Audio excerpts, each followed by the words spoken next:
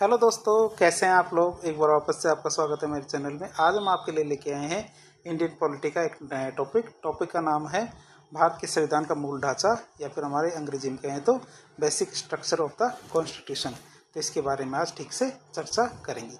शुरुआत करते हैं इसके परिचय से। परिचय की बात करें तो संविधान का मूल ढांचा का सिद्धांत भारतीय संविधान की व्याख्या और संवैधानिक न्यायशास्त्र में एक मौलिक अवधारणा है। बात करें इसकी तो ये संविधान क्या कहता है। ये सिद्धांत कहता है कि भारतीय संविधान में कुछ अंतर्निहित विशेषताएं या फिर सिद्धांत है जो इतने मौलिक है कि संसद उन्हें अपनी संशोधन शक्ति मतलब अनुच्छेद 368 के तहत तो अपनी संशोधन शक्ति मिलती है उनको, उसका उपयोग करके भी उसको बदल या फिर नष्ट नहीं कर सकती। ये सिद्धांत हमारे केशवानंद भारती बनाम जो केरल राज्यवाद था 1973 का, उसके ऐतिहासिक मामले में सर्वोच्च न्यायालय के द्वारा प्रतिपादित किया गया था। तो हमने इसकी प्रस्तावना देखी। अब हम बात करेंगे जो हमारी ये मूल ढांचे का सिद्धांत है, इसकी उत्पत्ति और विकास किस प्रकार हुआ। सबसे पहले आता प्रारंभिक चरण। ये हमारे 1951 से 1967 तक का मामला है, मतलब मौलिक अधिकारों में संशोधन की जो संसद की शक्ति है इसके बारे में। सबसे पहला केस आता हमारा शंकर प्रसाद बनाम भारत संघ केस 1951 का, और सज्जन सिंह बनाम राजस्थान वाद 1965 का। तो दो केस है, शंकर प्रसाद का और एक सज्जन सिंह का।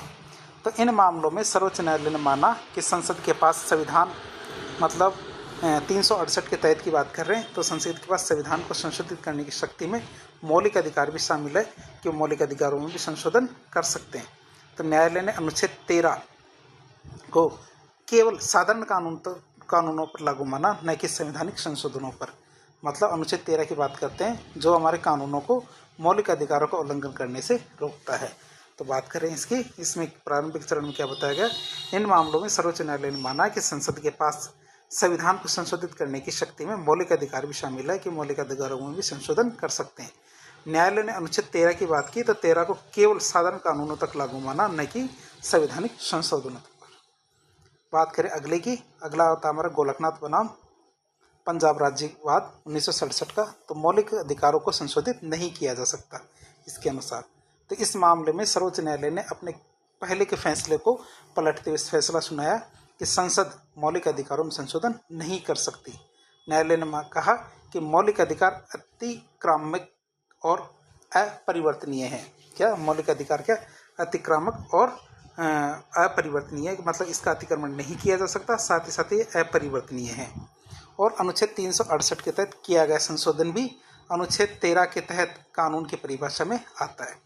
कि 13 के अंदर जो कानून शब्द लिखा हुआ है उसी की परिभाषा में हमारे 368 के तहत किया गया संशोधन भी शामिल होता है, इसलिए यह मौलिक अधिकारों को उल्लंघन नहीं कर सकता। इस निर्णय ने संसद की जो संशोधन शक्ति है इस पर एक महत्वपूर्ण सीमा लगा दी। फिर आता हमारा ऐतिहासिक केशवानंद भारती बनाम केरल राज्य केस 1973 का, जिसे मूल ढांचा सिद्धांत भी कहते हैं। तो मूल ढांचा सिद्धांत का जन्म इसी से होता है। ये भारतीय संवैधानिक इतिहास का सबसे महत्वपूर्ण निर्णय है, जिसे 13 न्यायाधीशों की अब तक की सबसे बड़ी पीठ ने सुनाया था। बात करें पृष्ठभूमि क्या थी, तो ये मामला हमारे 24वें, 25वें और 29वें संविधान संशोधनों की जो संवैधानिक वैधता है उसको चुनौती देने के लिए लाया गया था, जो हमारे मुख्य रूप से मौलिक अधिकारों को संशोधित करने और नीति निर्देशक तत्वों की वरीयता देने से संबंधित केस थे। तो हमारे जो संविधान संशोधन थे कौन कौन से, 24वां, 25वां और 29वां, इनकी जो संवैधानिक वैधता है इसको चुनौती देने के लिए ये केस आया था। बात करें इसके निर्णय की, तो सर्वोच्च न्यायालय ने गोलकनाथ मामले के फैसले को रद्द कर दिया। क्या सर्वोच्च न्यायालय ने क्या किया, गोलकनाथ मामले के फैसले को रद्द कर दिया, यह मानते हुए कि संसद के पास संविधान के किसी भी हिस्से में संशोधन करने की शक्ति है जिसमें मौलिक अधिकार भी शामिल है। हालांकि न्यायालय ने साथ में ये भी कहा कि संसद अपनी संशोधन शक्ति का उपयोग करके संविधान के मूल ढांचे को बदल या फिर नष्ट नहीं कर सकती। परिणाम की बात करें तो इस फैसले ने संसद की संशोधन शक्ति पर एक गुणात्मक सीमा जो क्वालिटेटिव लिमिटेशन है वो लगा दी। न्यायालय ने क्या मूल ढांचे को परिभाषित नहीं किया, उस समय क्या है न्यायालय ने मूल ढांचे को परिभाषित नहीं किया था, बल्कि ये कहा कि यह एक विकासशील अवधारणा है जिसे प्रत्येक मामले के तथ्यों और परिस्थितियों के आधार पर निर्धारित किया जाएगा। इसने संविधान के लोकाचार की रक्षा करने के लिए एक सुरक्षा कवच प्रदान किया था। तो हमने विकास देख लिया। अब हम देखेंगे मूल ढांचे के सिद्धांत के प्रमुख पहलू या इसमें कौन कौन से तत्व शामिल किए जाते हैं। तो सर्वोच्च न्यायालय ने समय समय पर विभिन्न वादों में मूल ढांचे के कुछ तत्वों की पहचान की यद्यपि यह सूची अभी भी निश्चित नहीं है कि कितने चीज़ें इसमें शामिल होगी और यह न्यायपालिका के द्वारा विकसित होती रहती है। इस बात करें इसमें कौन कौन से पहलू या तत्व कौन कौन से डाले गए हैं। पहला था संविधान की सर्वोच्चता, मतलब सुपरमेसी ऑफ कॉन्स्टिट्यूशन। तो संविधान क्या है? देश का सर्वोच्च कानून है और अन्य सभी कानून और प्राधिकरण इसके अधीन ही कार्य करेंगे। दूसरा तत्व आता है हमारे सरकार का गणतंत्रात्मक और लोकतांत्रिक स्वरूप, मतलब Republican and democratic form of government. तो भारत क्या एक गणतंत्र है जहां राज्य का प्रमुख निर्वाचित होता है और एक लोकतांत्रिक प्रणाली है जहां लोग अपने प्रतिनिधियों का चुनाव करते हैं। तीसरा तत्व आता है संविधान का धर्मनिरपेक्ष स्वरूप। संविधान का एक धर्मनिरपेक्ष स्वरूप की बात करें तो secular characters of the constitution. तो राज्य का कोई विशेष धर्म नहीं होगा और वह सभी धर्मों का समान रूप से सम्मान करेगा। चौथा तत्व आता है हमारा संविधान का संघीय स्वरूप, मतलब federal character of the constitution. तो केंद्र राज्यों के बीच में शक्ति का विभाजन और संतुलन की बात करता है। पांचवा आता शक्तियों का पृथक्करण, मतलब सेपरेशन ऑफ पावर्स। तो विधायिका, कार्यपालिका और न्यायपालिका के बीच में शक्तियों का क्या होना चाहिए? स्पष्ट पृथक्करण होना चाहिए। तो ये पांचवा तत्व है। छठा तत्व आता हमारे न्यायपालिका की स्वतंत्रता, मतलब इंडिपेंडेंस ऑफ जुडिशरी। तो न्यायपालिका क्या स्वतंत्र रूप से कार्य करेगी तथा संविधान की रक्षा, ताकि क्या है संविधान की रक्षा की जा सके और कानूनों की व्याख्या की जा सके। सातवां तत्व आता है न्यायिक समीक्षा, मतलब जुडिशियल रिव्यू। तो न्यायालयों की यह शक्ति कि वे विधायिका के द्वारा बनाए गए कानूनों और कार्यपालिका के द्वारा किए गए कार्यों की संवैधानिक वैधता की जांच कर सके। तो न्यायिक समीक्षा, जुडिशियल रिव्यू का तत्व भी इसमें शामिल है। आठवां तत्व आता हमारे कल्याणकारी राज्य के निर्माण, मतलब establishment of A welfare state. तो सामाजिक और आर्थिक न्याय प्रदान करने का लक्ष्य, कि सामाजिक और आर्थिक न्याय प्रदान करने का लक्ष्य भी इसमें शामिल है। नवा आता हमारा संसदीय प्रणाली, मतलब parliamentary system of the government. मतलब सरकार की यह वह प्रणाली जहां कार्यपालिका विधायिका के प्रति जवाबदेह होती है। कार्यपालिका क्या होती है? विधायिका के प्रति जवाबदेह होती है। 10वां आता कानून का शासन, मतलब रूल ऑफ लॉ। तो सभी व्यक्ति कानून के समक्ष समान है, कि सभी व्यक्ति के कानून के समक्ष समान है और कोई भी कानून के ऊपर नहीं है। 11वां आता स्वतंत्र और निष्पक्ष चुनाव, मतलब फ्री एंड फेयर इलेक्शंस। मतलब लोकतंत्र के लिए अनिवार्य क्या है? स्वतंत्र और निष्पक्ष चुनाव। फिर न्याय तक पहुंच की बात करें, एक्सेस टू जस्टिस। तो सभी नागरिकों को न्याय प्राप्त करने का अधिकार इसमें शामिल किया गया है। 13वां था अनुच्छेद 32 और 226 के तहत न्यायालय की शक्ति, मतलब powers of the supreme court under article 32 and 226। तो इस बात करें इसकी, तो मौलिक अधिकारों को प्रवर्तन के लिए 5 प्रकार की रेटें जारी की जाती है। मौलिक अधिकारों और नीति निर्देशक तत्वों के बीच में सामंजस्य और संतुलन, मतलब harmony and the balance between fundamental rights and DPSP. दोनों संविधान के सामाजिक क्रांति के आधार हैं। तो डीपीएसपी और जो हमारे फंडामेंटल राइट्स हैं, ये दोनों के दोनों क्या है? हमारे सामाजिक क्रांति के आधार माने गए हैं। अब हम बात करें मूल ढांचा सिद्धांत का महत्व। मूल ढांचा सिद्धांत का महत्व की बात करें तो पहला महत्व आता है संवैधानिक सर्वोच्चता का संरक्षण।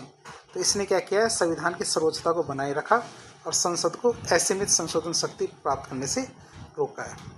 दूसरा महत्व आता है मौलिक अधिकारों की रक्षा। तो इसने नागरिकों के मौलिक अधिकारों की रक्षा के लिए एक मजबूत ढाल प्रदान की है, खासकर हमारे आपातकाल के दौरान जब सरकारें इन अधिकारों को कमजोर करने का प्रयास कर रही थी। उस समय इसने क्या किया था? मौलिक अधिकारों की रक्षा की थी। फिर हमारे लोकतांत्रिक सिद्धांतों को बनाए रखना, इसने क्या किया? भारतीय लोकतंत्र के जो मूल सिद्धांत है, जैसे हमारे धर्मनिरपेक्षता, संघवाद, न्यायपालिका की स्वतंत्रता, इन सब को सुरक्षित करने का प्रयास किया। अगला आता है महत्व हमारे न्यायपालिका की भूमिका को मजबूत करना। तो इसने क्या किया? संविधान के संरक्षक और व्याख्याकार के रूप में सर्वोच्च न्यायालय की जो भूमिका है उसको मजबूत किया है। क्या सर्वोच्च न्यायालय की जो भूमिका है उसको मजबूत करने का कार्य किया। फिर आता हमारा विकासशील अवधारणा। तो ये एक स्थिर अवधारणा नहीं है, बल्कि एक विकासशील अवधारणा है, जिसे हमारे न्यायपालिका के द्वारा समय समय पर नए नए तत्वों को शामिल करके समृद्ध किया जा सकता है। अब बात करें हमारे मूल ढांचे की अवधारणा, तो इसकी आलोचना भी की जाती है। बात करें किन मामलों में इसकी आलोचना की जाती है।